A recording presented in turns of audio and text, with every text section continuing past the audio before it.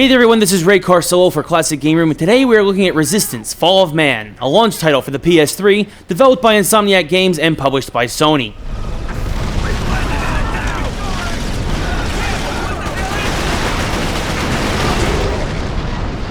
Set in the year 1951 in an alternate history, you play as United States Soldier Sergeant Nathan Hale, who is on his way to Britain with his task force to help retrieve a secret weapon. Oh, and it just so happens to be in the midst of a giant mutant invasion by a race of beings simply known as the Chimera. The Chimera have been overwhelming forces all over the world with their advanced technology, superior physiology, and constantly growing numbers.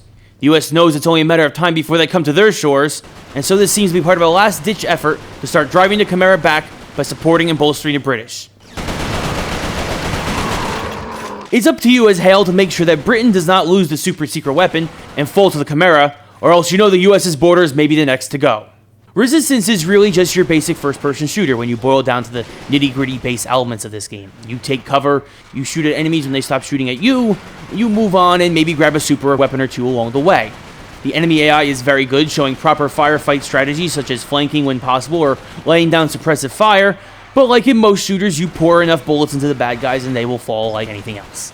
What makes this game great is everything surrounding this base gameplay experience though. The aspect of Resistance that struck me the most bluntly was how well Insomniac Games was able to meld the futuristic design of everything involving the Chimera with everything that you would expect from 1950s Britain. One second you're running through cobblestone streets, passing bomb and bullet-riddled dilapidated buildings. The next you're hijacking a futuristic tank and trying to mow down these multi-eyed monsters and their lackeys to clear a path for your fellow foot soldiers. This mixing of styles gave the game a very unique and enjoyable atmosphere overall, not to mention as it allowed for some creative weapon design and interesting strategies to develop, as you could switch from a circa 1950s machine gun to a Chimera weapon like the Auger to catch enemies by surprise. The Auger is probably my favorite of the Chimera weapons because its ammo can actually burrow through cover and does more damage if it does so before hitting a foe. Another aspect that plays with the game's atmosphere is the tremendous attention to detail given to character design. The graphics themselves are standard for what you would expect, especially from the early days of the PS3, but when you see a Chimera hybrid soldier barreling towards you and the drool from their fangs sparkles against the low light being given off by the sun on a wintry day in Britain, and you can't help but be impressed.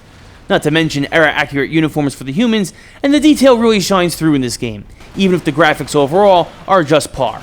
The audio is also very strong, as great voice acting from all those involved and a completely original score from veteran composer David Burgund. I probably said that wrong, but it's tough because he's French. And the mood is perfectly set in this sci-fi shooter. Something that was sometimes overshadowed in Resistance was the multiplayer.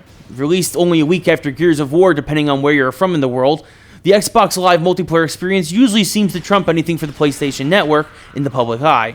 But Resistance may have actually had the superior multiplayer overall.